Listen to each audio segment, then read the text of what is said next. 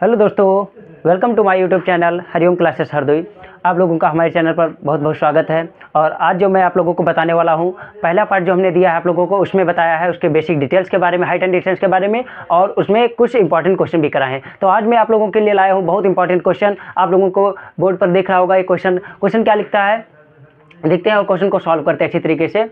देखिएगा, क्वेश्चन लगाना बहुत ज़्यादा इंपॉर्टेंट नहीं रहता। जो क्वेश्चन होते हैं जो हमको समझ में आ जाते हैं ओवरऑल अच्छी तरीके से, उनको जो एक तरीके एनसीईआरटी एग्जाम्पल्स या उदाहरण जो हम लोग लगाते हैं, उनको कई एक दो बार रिवीजन हो जाना बहुत अच्छा रहता है। ठीक है, ये रिवीजन हो जाना अच्छा रहता है तो उससे तुमको समझ में भी आ जाता है अच्छी तरीके से। और जब समझ में आ जाता है भाई, तो उसको कहीं ना कहीं कोई ऐसा क्वेश्चन फंस जाता है, तुमको सॉल्व करने में कोई दिक्कत नहीं आएगी। तो सबसे पहले यदि हम कोई क्वेश्चन करवाते हैं तो उसका रिवीजन भी करते रहिएगा अच्छी तरीके से, ताकि तुमको कोई दिक्कत ना हो। ठीक है, तो अब हमने जो तुमको ओवरऑल जितने पिछले वाली वीडियो में क्वेश्चन करवाए हैं, उन क्वेश्चन को अच्छी तरीके से पढ़ लीजिएगा, ध्यान दे दीजिएगा। और ये तुम्हारा नेक्स्ट क्वेश्चन होने वाला है, ये भी क्वेश्चन बहुत इंपॉर्टेंट है, देखिएगा, थोड़ा पढ़िएगा, दिमाग लगेगा। अन्य सभी क्वेश्चन जो हम करवाए थे बेटा, उसमें सब में क्या लगता था, tan थीटा लगता था। अब इसमें देखिएगा, थोड़ा क्वेश्चन पढ़िएगा अच्छी तरीके से। लिखा है बेटा, सर्कस का एक कलाकार एक 20 मीटर लंबी, कितने मीटर लंबी भैया, 20 मीटर लंबी डोर पर चढ़ रहा है।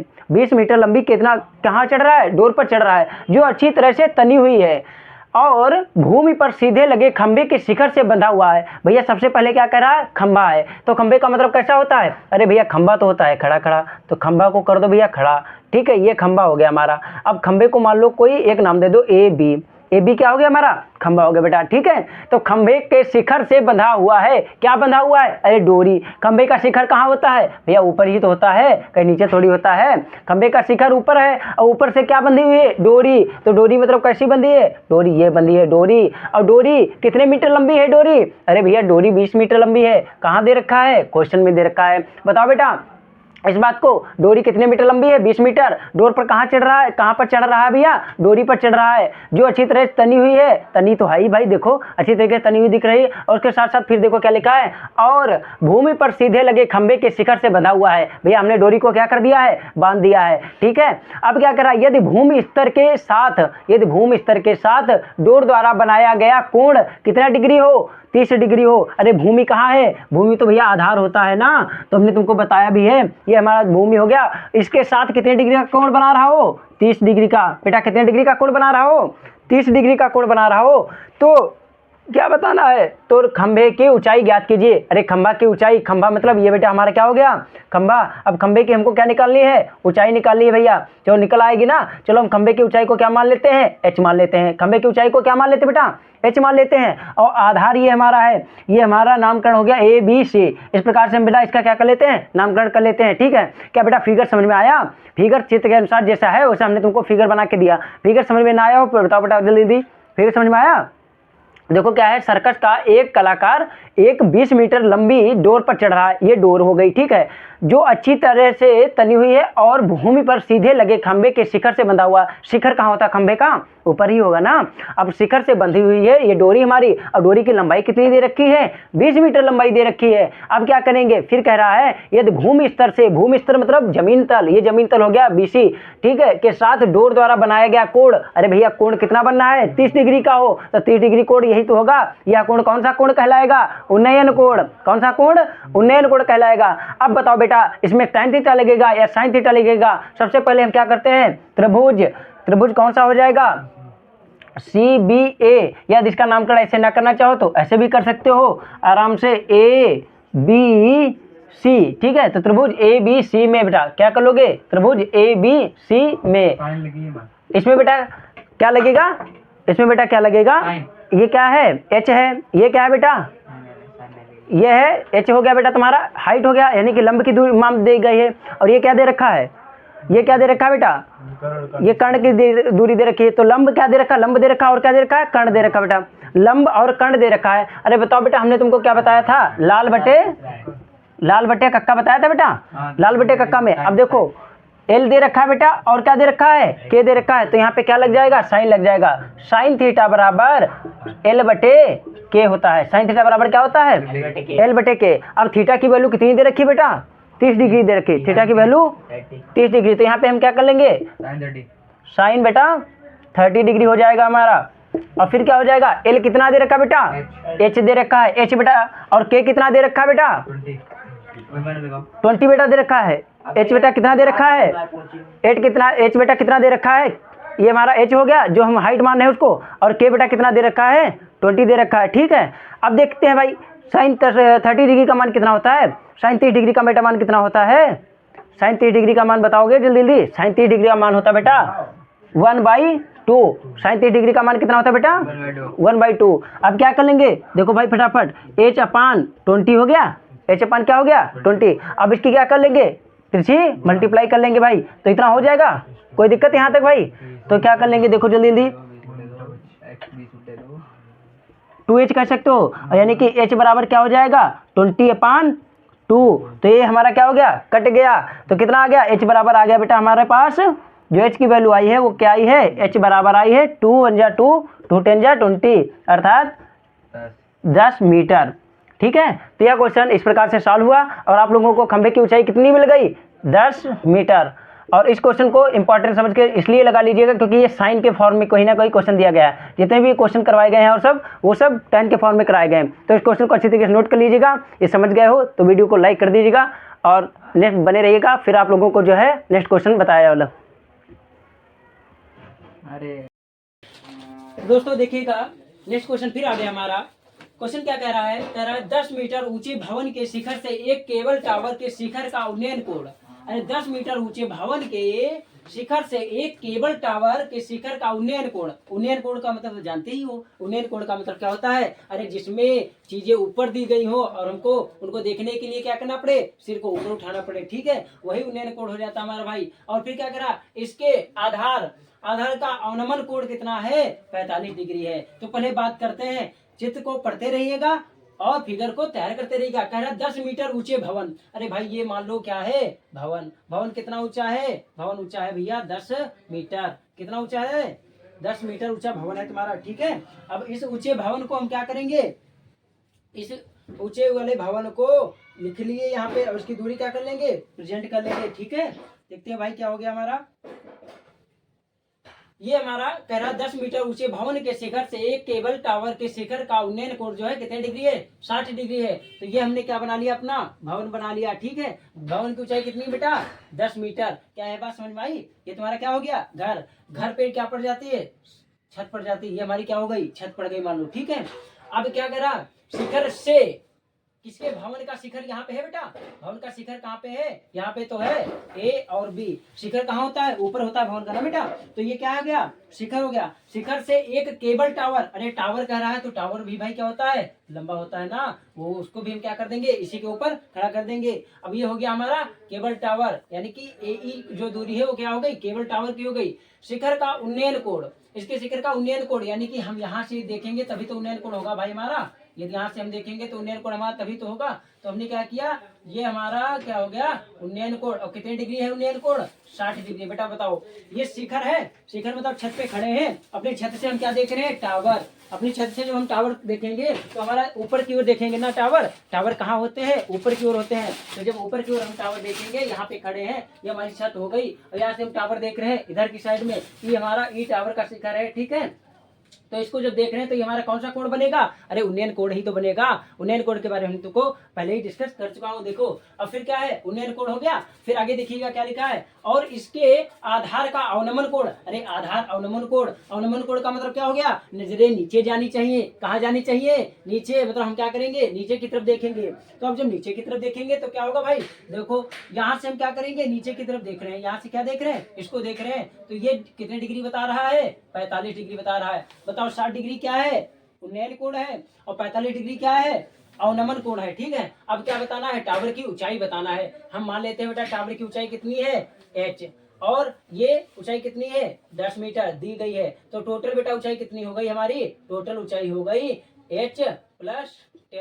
हालांकि हमको क्या बताना है, टावर की ऊंचाई बताना है। यदि हम इसको थोड़ा, ये वाली जो ये हमारी ए मतलब सी और ए वाली है भुजा, सी और ए वाली जो लाइन है, इसको यदि हम ऐसे ऐसे कर लें तो कोई दिक्कत भाई यहाँ तक, बताओ। देखो ये हमारा क्या हो गया, सी और ए जो हो गया ये किसके बराबर हो गया, ये मान लो बराबर हो गया पी और बी के। ठीक है, और ये वाली दूरी क्या हो गई, ये मान लो, यानी कि ये 10 मीटर दे रखा, तो ये भी कितना हो जाएगा, 10 मीटर ही हो जाएगा। कितना मीटर हो जाएगा, 10 मीटर हो जाएगा, कोई दिक्कत यहाँ तक। देखो भाई जब ये 10 मीटर हो गया अब ये हमारा उन्नयन कोण हो गया, ये अवनमन कोण हो गया, तो एच की दूरी हमको निकालने में कोई दिक्कत नहीं होगी। बताओ कोई दिक्कत होगी? नहीं होगी। बताओ पीबी के बराबर क्या है?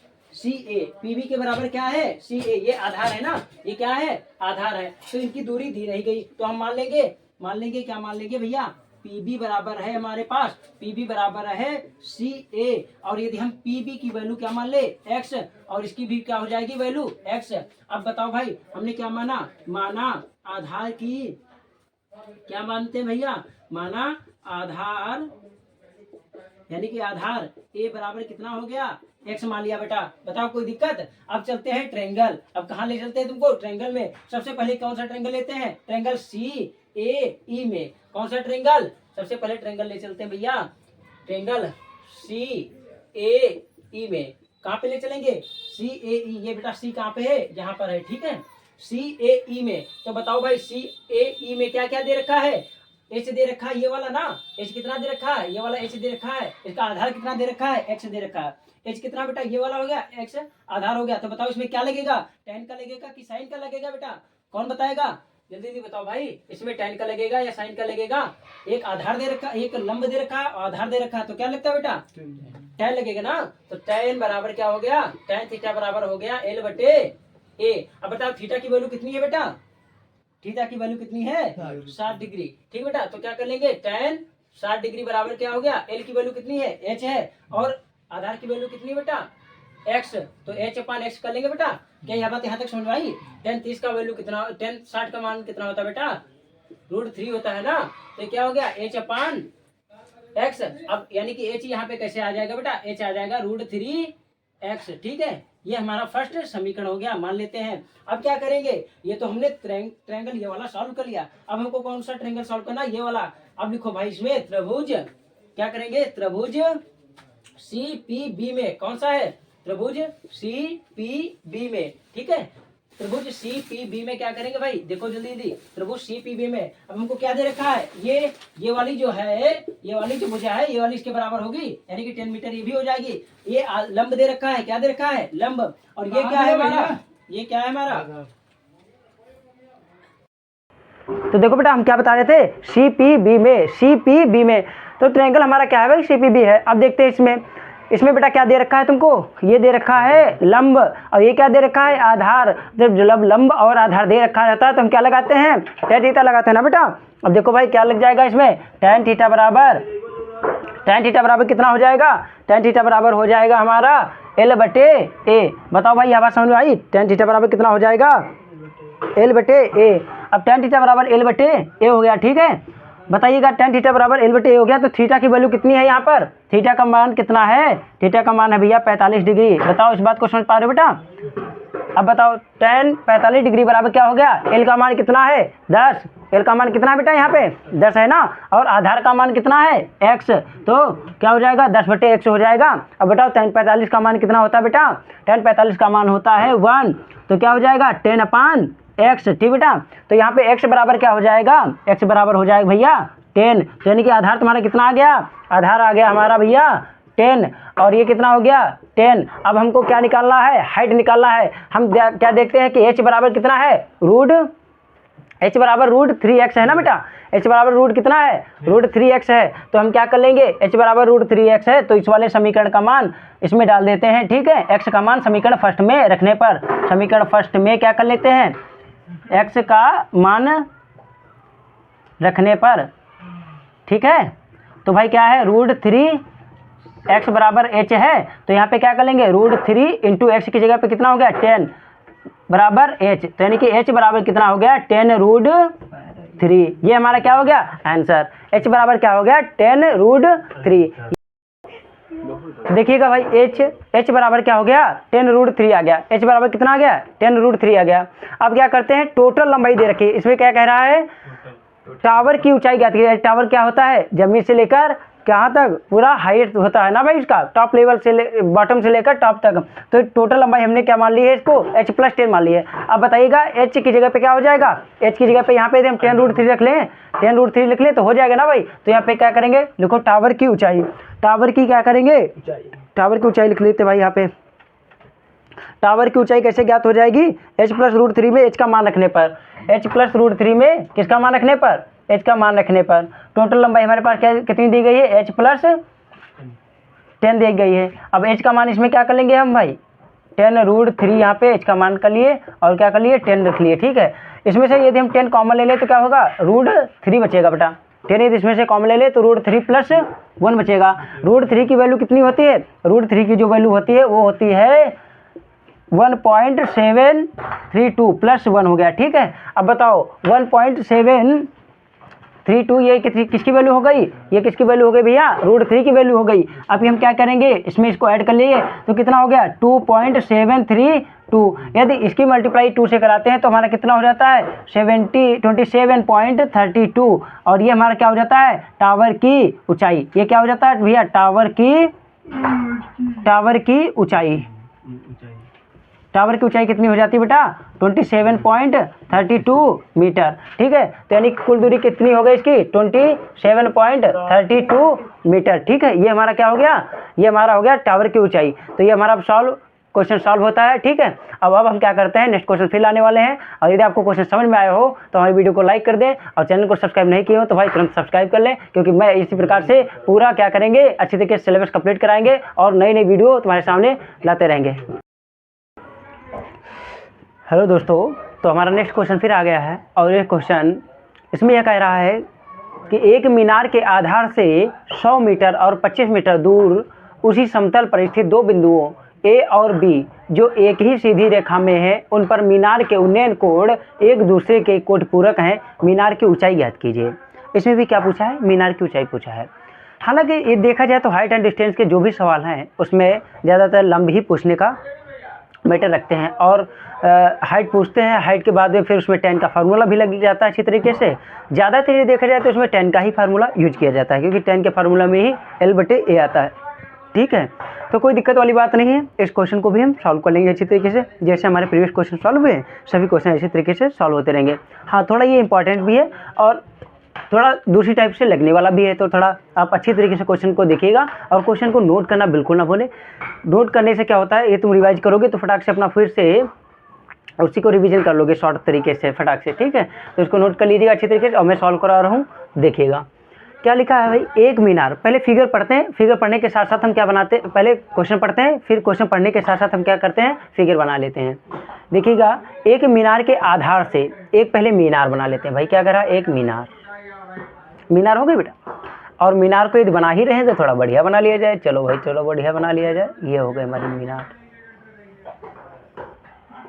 ये हो गई भैया मीनार, हो गई ना। चलो ये मीनार हो गई, विंडो कट गई, चलो छोड़ो। ये हमारा क्या हो गया भैया? मीनार हो गया। कह रहा मीनार के आधार। अरे भैया, मीनार का आधार कहाँ है? मीनार का तो आधार नीचे ही होता है ना। मीनार का आधार कहाँ होता है? नीचे होता है। आधार हो गया, तो ये जो मीनार का आधार है और ये क्या हो गया? टॉप पॉइंट हो गया, इसका शीर्ष, ठीक, ऐसे कह सकते हो। मीनार के आधार से 100 मीटर और 25 मीटर दूर उसी समतल पर। 100 मीटर समतल मतलब क्या हो गया? समतल तुम्हारा ये हो गया भैया, ठीक है। समतल मतलब भूमि, ठीक है। अब क्या कह रहा है? 100 मीटर और 25 मीटर। एक पॉइंट है वो कितनी दूरी पर है? 25 मीटर पे है। एक पॉइंट कितनी दूरी पर है? 100 मीटर की दूरी पर। इसके आधार से एक पॉइंट हो गया कितने मीटर का? 25 मीटर पर। और दूसरा पॉइंट कितने पर हो गया भैया? 100 मीटर पर। इसके आधार से। क्या यह बात सही समझ में आ गई? अच्छी तरीके दिख रहा है, ठीक है, अच्छी बात है। फिर कह रहा है स्थित दो बिंदु ए और बी जो एक ही सीधी रेखा में है। ए और बी जो है एक ही सीधी रेखा में है। उन पर मीनार के उन्नयन कोण एक दूसरे के कोटपूरक हैं। अब भैया जो ए और बी इन्होंने नाम दिया, चलो ए और बी नाम कर लेते हैं, इनकी ही मान लेते हैं थोड़ा भाई। ए और बी जो नामकरण कर दिया, जो एक ही सीधी रेखा में स्थित हैं आराम से, ठीक है। फिर क्या है? उन पर मीनार के उन्नयन कोण। अरे भैया, उन्नयन कोण की जब बात आती है तब तो क्या करना रहता है? हमको क्या करना रहता है? ऊपर की ओर देखना रहता है। सही बात है, हम जमीन पर खड़े हैं, मीनार को देखेंगे तो सिर को ऊपर करना ही पड़ेगा। तो यानी उन्नयन कोण क्या मतलब हो गया? उन्नयन कोण जो है एक दूसरे के कोटिपूरक कोण है भाई। बहुत अच्छी बात। कोटिपूरक का मतलब क्या होता है? कोटिपूरक जो कोण होते हैं वो 90 माइनस के रहते हैं, मतलब 90 माइनस थीटा, इस प्रकार से, ठीक है। अब ये कैसे कर सकते हैं हमें? देखो, कई सारे एंगल होते हैं, एक्यूट एंगल होता है, ठीक है। ऑब्ट्यूज एंगल होता है, और क्या होते हैं 90 डिग्री एंगल रहता है, ठीक है। एक्यूट एंगल क्या होते हैं, कुछ इस प्रकार से होते हैं, और ऑब्ट्यूज एंगल क्या होते हैं, कुछ इस प्रकार से रहते हैं, जो मोर देन 90 डिग्री रहते हैं, ठीक है। ये लेस देन 90 डिग्री, ये क्या होते हैं मोर देन 90 डिग्री होते हैं, और right angle equal to 90 degree, ठीक है।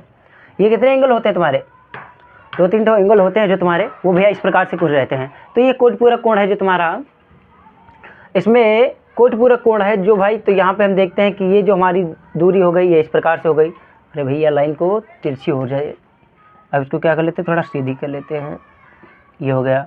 और ये क्या हो गया भैया हमारा, ये हो गया। ये 25 मीटर की दूरी दे रखी, ये इतने। अब हमने तुमको अभी उस पहले जो क्वेश्चन लगे थे उसमें तुमको बताया है कि 90 डिग्री के मतलब 90 डिग्री को किस प्रकार से धीरे धीरे डिक्रीज करते जाते हैं, उसमें फिर 60 डिग्री आ जाता है, फिर कितने डिग्री आ जाता है 45 डिग्री, 30 डिग्री, इस प्रकार से। तो हमारा ये वाला कहीं ना कहीं एंगल हम इसको क्या मान लेते हैं, थीटा मान लेते हैं, और इस वाले एंगल को क्या मान लेंगे, 90 माइनस थीटा। बताओ इतनी बात समझ में आई, कोई दिक्कत। अब क्या कह रहा है, मीनार की ऊंचाई, तो हम सबसे पहले क्या करते हैं भाई, मीनार की ऊंचाई मान लेते हैं कि मीनार जो है हमारी वो h मीटर ऊंची है। यहाँ तक पूरी बात अच्छी तरीके से समझ में आई होगी, और हमें उम्मीद है कि फिगर भी आप लोगों को अच्छी तरीके से समझ में आया होगा। चलो बहुत अच्छी बात है। अब क्या करते हैं, सॉल्व करते हैं। फिगर हो गया हमारा तैयार, और हम लोग क्या करते हैं, क्वेश्चन को सॉल्व करते हैं भैया। तो सबसे पहले क्या करेंगे, ट्रायंगल, इसका नामकरण कर दीजिए भाई, ट्रायंगल ACE में सबसे पहले क्या कर लेंगे, ट्रायंगल ACE में, या ये वाला ले लेते हैं, कोई बात नहीं, ट्रायंगल BCE में। सबसे पहले क्या करते हैं, ट्रायंगल ACE में क्या है भाई, ट्रायंगल ACE है, ठीक है। तो ट्रायंगल ACE में हमें क्या दिया गया है, एक हमें लंब दिया गया है, और हमें क्या दिया गया है, आधार दिया गया है। आधार कितना दिया गया भैया, 100 मीटर दिया गया है, और लंब कितना दिया गया भैया, h माना हमने, ठीक है, जिसे हम क्या कर रहे हैं, हाइट कर रहे हैं मीनार की। ये हमारा क्या हो गया भैया, tan थीटा बराबर क्या हो जाता है, L upon A। tan theta बराबर क्या हो जाता है बेटा, L अपान A। तो अब यहाँ पे हम क्या कर लेंगे, देखिएगा, tan थीटा बराबर L अपान A हो गया, तो L की वैल्यू कितनी हो गई, L की वैल्यू हो गई भैया h, और A की वैल्यू कितनी हो गई भैया, A की वैल्यू यहाँ से A और C पूरा लेंगे ना ये हमारा, तो यहाँ पे हो जाएगा 100। ये बात समझ आई। तो यहाँ पे tan थीटा बराबर क्या हो गया हमारा भैया, tan थीटा बराबर h अपान 100। ये हमारा समीकरण, इसको हम क्या कर लेते हैं, फर्स्ट मान लेते हैं। अब चलते हैं भैया दूसरे ट्रायंगल में। दूसरे वाला ट्रायंगल कौन सा हमारा, ट्रायंगल BCE में, ट्रायंगल BCE में।